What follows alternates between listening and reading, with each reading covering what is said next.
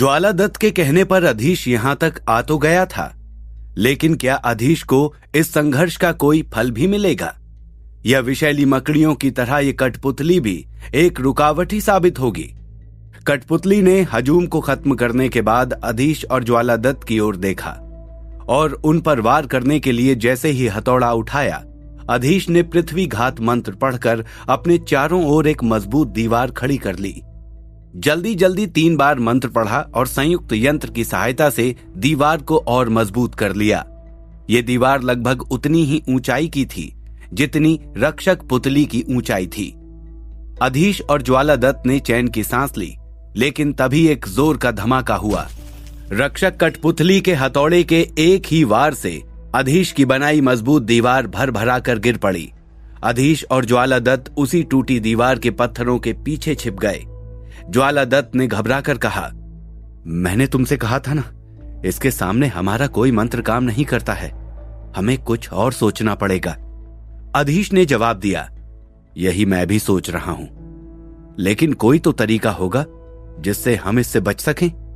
ज्वालादत्त ने पूछा, क्या तुम्हें याद है चंडक और मुंडक के पास अदृश्य चोंगे थे, क्या वे तुम्हारे पास हैं? अधीश को याद आया कि वे चोंगे तो उसी के पास हैं, क्योंकि उन दोनों को उसी ने मारा था और उनकी सारी चीजें भी उसी ने इकट्ठे करके अपने छल्ले में रखी हुई थीं। उसने जल्दी से अपने छल्ले से वे दोनों अदृश्य चोगे निकाले, एक ज्वालादत्त को दे दिया और एक खुद ने पहन लिया। अधीश ने पूछा, लेकिन क्या ये चोंगे पहनकर हम इस पुतली की नजर से बच सकते हैं? ज्वालादत्त ने जवाब दिया, शायद रक्षक शक्तियों की नजर से तो नहीं बच सकते, लेकिन इस पुतली की नजर से तो बच ही जाएंगे। इसके बाद वे दोनों पत्थरों के पीछे से निकल आए। अब तक पुतली फिर शांत हो गई थी। अब वो तभी हमला करेगी जब उस पर पहले से हमला किया जाए। अधीश ने इस मौके का फायदा उठाया और आगे की योजना को अंजाम देने के लिए तैयारी करने लगा। हजूम जमीन पर एक और चित्त पड़ा हुआ था। अब अधीश केवल लीमा की ही सहायता ले सकता था। ज्वालादत्त ने पूछा, क्या योजना है अधीश? अधीश ने कहा, योजना यह है कि लीमा रक्षक पुतली पर सामने से हमला करेगी। आप किसी भी तरह से कुछ देर के लिए इस पुतली का ध्यान मेरी ओर से हटा दीजिए, तब तक मैं अपना काम कर लूंगा। ज्वालादत्त को उस समय तो अधीश की योजना ठीक से समझ में नहीं आई थी, लेकिन फिर भी उसकी बात मानने के अलावा उसके पास कोई चारा नहीं था। वैसे तो ज्वालादत्त को विश्वास था कि वे कठपुतली को दिखाई नहीं देंगे, लेकिन फिर भी उन्हें डर बहुत लग रहा था। एक मांत्रिक के पास मंत्र ही तो सबसे बड़ी शक्ति होते हैं, और इस पुतली पर वही मंत्र काम नहीं कर रहे थे। अधीश तो शारीरिक रूप से भी काफी मजबूत था, लेकिन ज्वालादत्त का प्रौढ़ शरीर कठपुतली के हथौड़े का वार झेल पाएगा, इस बात में उन्हें संदेह था। और अब अधीश ने उन्हें इतना बड़ा काम दे दिया था। अधीश ने लीमा को आदेश दिया, अपने शरीर का आकार बढ़ाओ और कठपुतली पर हमला करो लीमा। लीमा ने तुरंत अपने शरीर का आकार बढ़ाया और रक्षक पुतली के सामने खड़ी हो गई। अब भी कठपुतली एकदम स्थिर खड़ी हुई थी। अधीश का इशारा पाते ही लीमा जोर से चीखी और कठपुतली पर हमला बोल दिया। कठपुतली भी तुरंत हरकत में आई और लीमा पर हथौड़े से वार करने लगी। लीमा का शरीर हजूम के मुकाबले बहुत लचीला था। वो तुरंत नीचे झुक गई और हथौड़े का वार बचा लिया। इसके बाद कई बार लीमा ने इसी तरह से कठपुतली पर हमला किया, और जब भी वो हथौड़ा लेकर उसकी ओर आती, लीमा झुक जाती या उस जगह से हट जाती। अब ज्वालादत्त ने काम शुरू किया। कमरे के दूसरे कोने में जाकर उन्होंने रक्षक पुतली पर हिम बंधन मंत्र पढ़कर वार किया। क्षण भर के लिए कठपुतली के हाथ थमे और वो फिर हरकत में आ गई। इसके बाद लीमा और ज्वालादत्त एक एक करके उस पर हमला करने लगे। वो कभी दाएं देखती, कभी बाएं। इस बीच मौका देखकर अधीश ने वात चक्र पढ़ा और जाकर कठपुतली के कंधे पर खड़ा हो गया। कठपुतली ने अपनी गर्दन यहां वहां घुमाई, लेकिन अधीश ने उसे कसकर पकड़ रखा था। दूसरी ओर लीमा और ज्वालादत्त के हमलों ने उसे परेशान कर दिया था। अधीश ने अपनी तलवार निकाली और कठपुतली की बाईं बाह के जोड़ खोलने शुरू कर दिए। आखिर थी तो वो लकड़ी से बनी एक कठपुतली ही। ज्वालादत्त और लीमा रक्षक कठपुतली का ध्यान बटा रहे थे, लेकिन जल्दी ही उसे अपनी बाईं बाह पर लगातार हो रहे तलवार के वार का पता चल गया। उसने जोर से बाह से झटका दिया। अधीश का संतुलन बिगड़ा और वो नीचे गिर पड़ा, लेकिन अधीश के साथ ही कठपुतली की बाईं बाह भी नीचे गिर पड़ी। लीमा फिर से जोर से चीखी और कठपुतली पर टूट पड़ी। पुतली का हथौड़ा अब भी उसके दाएं हाथ में था और वो एक हाथ टूट जाने के बाद भी ऐसे युद्ध कर रही थी जैसे कुछ हुआ ही ना हो। उसके हथौड़े की चोट से वो कमरा गूंज रहा था। दीवारों और यहाँ तक कि छत से भी पत्थर टूट टूट कर गिर रहे थे। अधीश ने चिल्लाकर कहा, बस थोड़ी देर और, इसे रोक कर रखिए, मैं जल्दी ही इसका काम तमाम कर दूंगा। ज्वाला दत्त ने अब की बार तड़ित बंधन मंत्र पढ़ा। इस मंत्र के प्रभाव से कठपुतली थोड़ी और देर के लिए रुकी। अधीश एक बार फिर उसके कंधे पर सवार हो गया।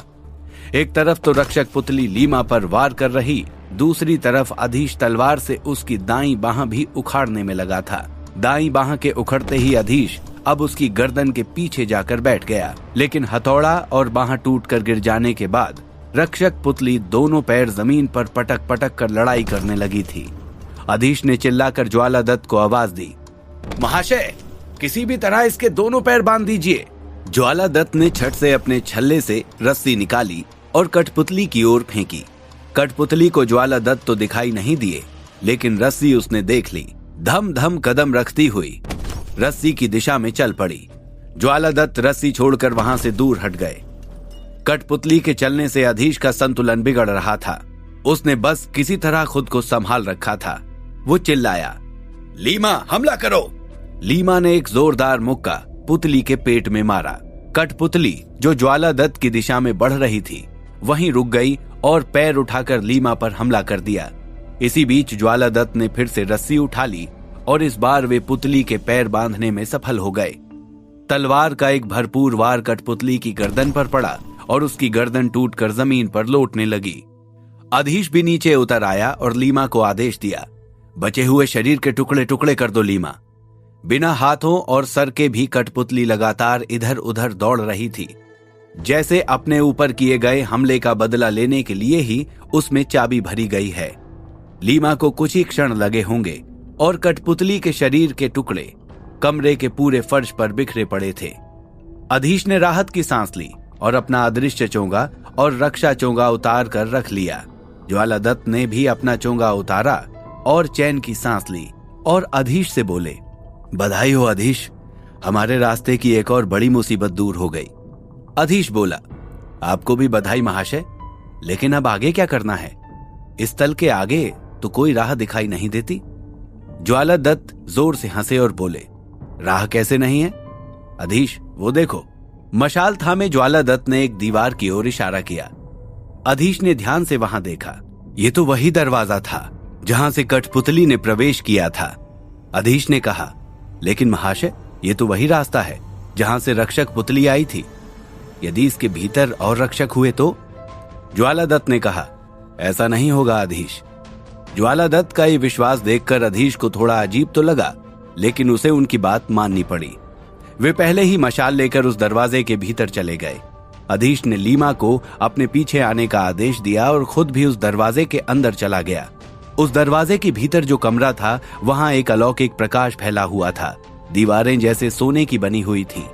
अब अधीश की समझ में आया कि कठपुतली के आते ही उस अंधेरे तल में इतना प्रकाश कैसे उत्पन्न हुआ था, लेकिन आखिरी तल के बाद भी कोई जगह होगी, ये अधीश को पता नहीं था। उसने चारों ओर देखा। कमरे में कई सारे बक्से रखे हुए थे। अधीश ने ज्वाला दत्त से पूछा, इन बक्सों में क्या हो सकता है महाशय? क्या हमें खोलकर देखना चाहिए? ज्वाला दत्त ने कुछ सोचकर जवाब दिया, ये तो हमें देखना ही चाहिए। कहते हुए ज्वाला दत्त ने एक बक्सा खोला। उसमें बहुत से चांदी के गहने और मुहरें भरी हुई थीं। अधीश ने यह देखा तो हंसते हुए बोला, कैसी विडंबना है ना महाशय। आम आदमी यदि किसी किले में जाएगा तो यही सब खोजेगा, लेकिन ये धन और सोना हम मांत्रिकों के किस काम का?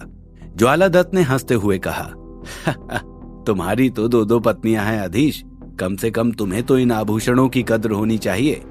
ये सुनकर अधीश शर्मा गया और दूसरे बक्से खोलकर देखने लगा। लगभग सारे बक्से देखने के बाद अधीश के हाथ निराशा ही लगी। सभी बक्सों में सिर्फ धन ही था।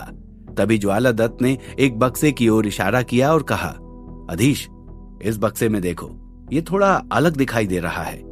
अधीश ने उस बक्से को ध्यान से देखा। वो भी दूसरे बक्सों की तरह ही था, लेकिन जैसे ही वो उसके पास गया, उसके भीतर से कुछ अजीब सी आवाजें सुनाई दी। वास्तव में ज्वालादत्त इन्हीं आवाजों को सुनकर इस बक्से के पास रुके थे। अधीश ने एक बार ज्वालादत्त की ओर देखा और झटके से वो बक्सा खोल दिया, लेकिन बक्से के खुलते ही अधीश को 4 कदम पीछे हट जाना पड़ा। उस बक्से में काले और भयंकर नाग भरे हुए थे और वे आवाजें उन्हीं की फुसफुसाहट की थी। बक्से के खुलते ही वे नाग बाहर आने लगे और पूरे कमरे में फैल गए। अधीश, दूर हटो! ज्वालादत्त ने अधीश को सावधान किया। अधीश ने देखा एक नाग उसके पैरों के पास फन फैलाए बैठा था। अधीश पीछे हटा, लेकिन अब तक हर जगह नाग ही नाग फैल चुके थे। अधीश को अब लीमा को आदेश देना पड़ा। लीमा, इन नागों को वापस बक्से में डालो। लीमा आगे बढ़ी, लेकिन ज्वालादत्त ने तभी जल मंत्र पढ़ा और कमरे में पानी भरने लगा। पानी देखकर नाग वहां से दूर हटने लगे। अधीश बोला, महाशय, मुझे लगता है हमें यहाँ से निकलना चाहिए। ज्वालादत्त ने कहा, नहीं अधीश, पहले इस बक्से में देखो तो क्या छिपा हुआ है। अधीश ने बक्से में देखा तो उसमें एक और बक्सा रखा हुआ था जो आकार में छोटा और सुंदर था। अधीश ने जल्दी से वो बक्सा उठा लिया। ज्वालादत्त आंखें फाड़कर उसे देख रहे थे। अधीश को यह देखकर थोड़ा अजीब तो लगा, लेकिन फिर भी उसने बक्सा खोलकर देखना ज्यादा जरूरी समझा। जैसे ही बक्सा खुला, उसके अंदर कागजों का एक पुलिंदा था। पीले पड़ चुके वे कागज काफी पुराने लग रहे थे।